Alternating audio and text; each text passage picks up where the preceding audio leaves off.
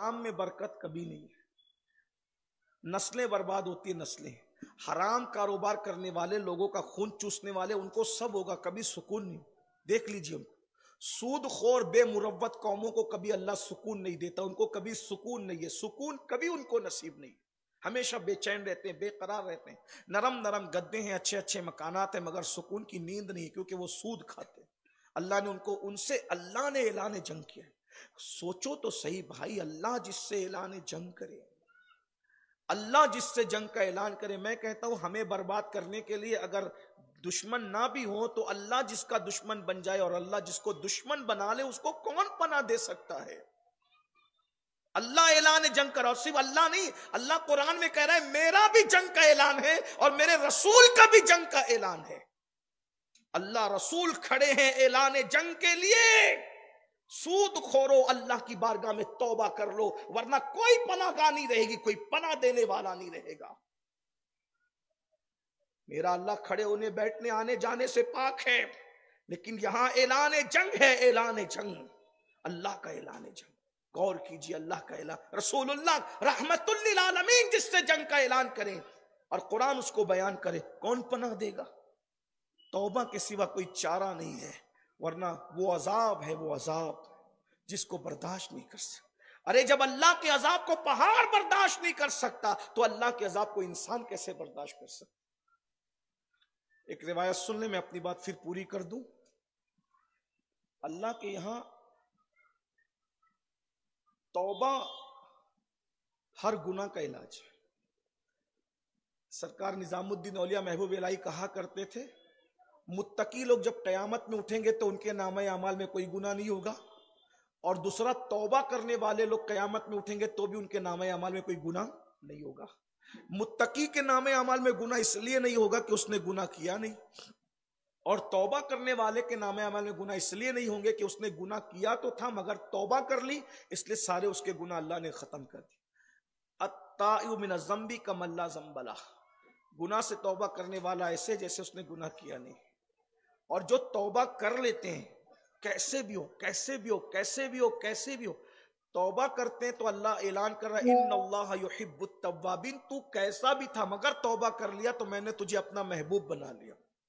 کہتے ہیں کہ ایک شخص تھا اور اس کا سود کا دھندا تھا۔ سود کی بات آئی تو سود پر ہی بات پوری کر لوں۔ اگر کوئی توبہ کر لے تو اسے سلام ہے، اللہ توفیق دے ہم سب کو توبہ کی، سچی توبہ کی۔ سود کا دھندا تھا، حرام بیاج کا دھندا تھا، اور یہ بات یاد رکھنا جو سود کا دھندا کرتا ہے وہ بے مروت ہوتا ہے، جلدی سدھرتا نہیں سود خور۔ سود خور کا دل بہت سخت ہوتا ہے، پتھر سے بھی زیادہ سخت، کیونکہ وہ لوگوں کا خون پینے کا عادی ہوتا ہے۔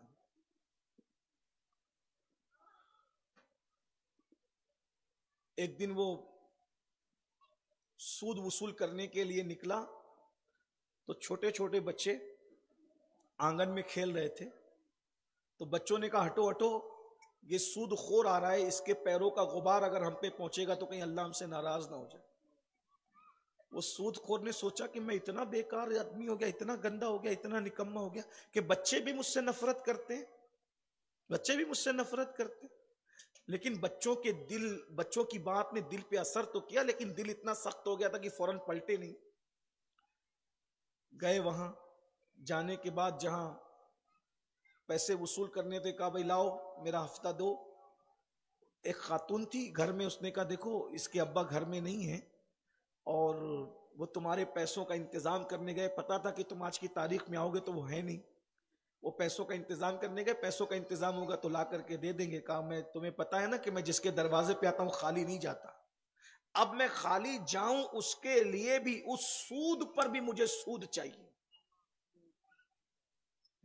غور کیجیے، میں خالی جاؤں اس سود پر بھی مجھے سود چاہیے۔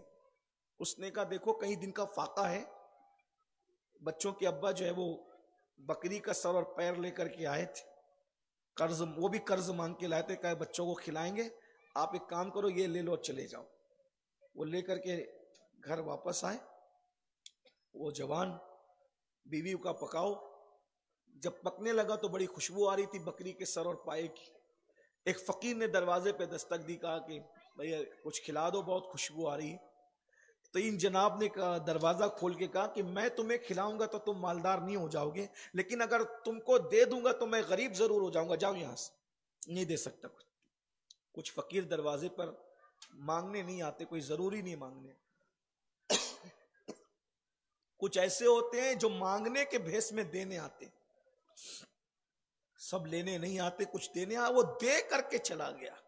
اس نے جاتے جاتے کہا سود خور، ایک وقت وہ ضرور آئے گا کہ تو اللہ کی عدالت میں کھڑا رہے گا اور اللہ کو تجھے اللہ کی بارگاہ میں تجھے جواب دینا پڑے گا، تو اللہ کو جواب دے گا۔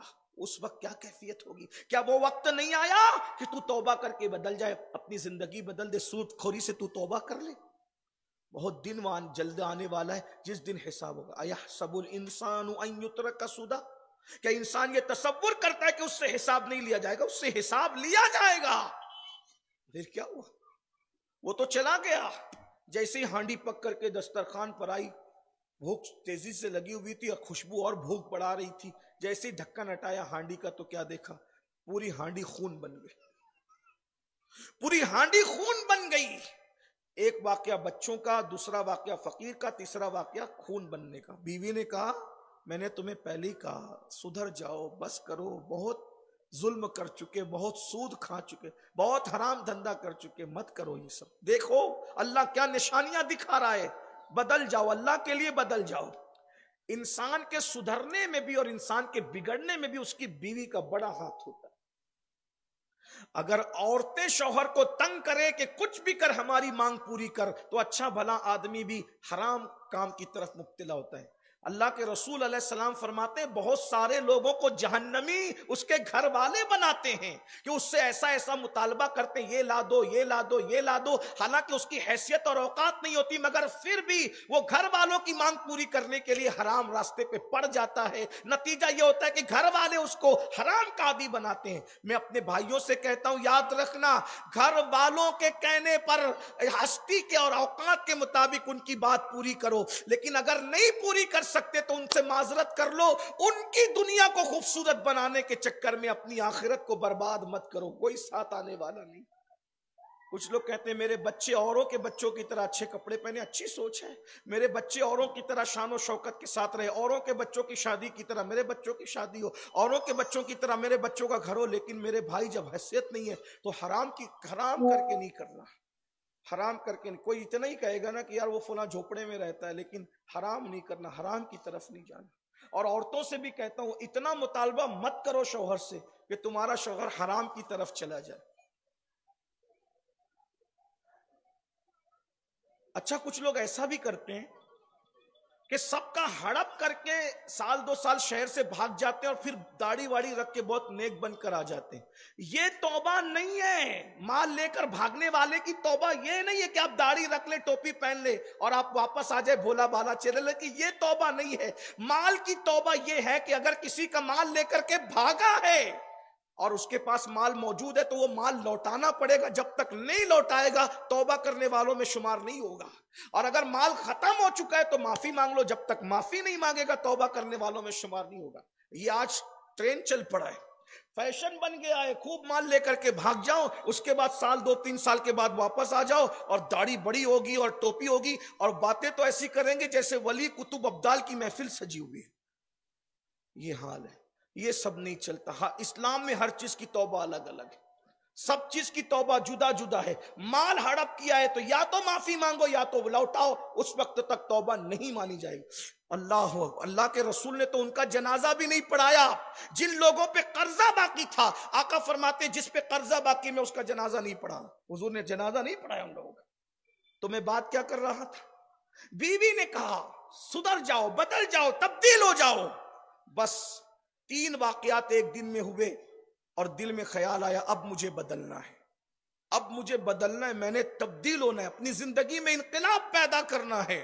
اور اس کے بعد सोचा कि चलो तौबा करने के लिए किसी अल्लाह वाले का हाथ पकड़ते, उसी के हाथ पे तौबा करते हैं, अल्लाह मुझे नहीं उस अल्लाह वाले के सदके मुझे माफ कर देगा। वो जवान घर से उठा, सोचा कहां जाऊं, कौन सा अल्लाह वाला मुझे मिलेगा। खुदा की शान वो बसरा में रहता था, और उन दिनों मेरे मुर्शिद, मेरे इमाम, अल्लाह अकबर, सैयदना इमाम हसन बसरी की खानका जो है वो लोगों को फयूज व बरकत तकसीम कर रही थी। इमाम हसन बसरी अपनी महफिल में मुरीदों को, मानने चाहने वालों को बिठाकर कह रहे थे, लोगों तौबा कर लो, लोगों तौबा कर लो, लोगों तौबा कर लो, पापियों तौबा कर लो, तौबा के दरवाजे खुले हुए, तौबा कर लो, अल्लाह माफ करने वाला है। और ये कहते कहते उनकी जबान से अचानक निकला, अरे तुम तो तुम हो, अगर वो फला फला सूदखोर जिसको दुनिया हबीब सूदखोर कहती है, अगर वो भी आज तौबा करेगा अल्लाह उसको भी माफ कर देगा। हबीब खड़े हुए थे, वो सूदखोर के नाम से जाने जाते थे, और आंख में आंसू आ गए, रोंगटे खड़े हो गए बदन के।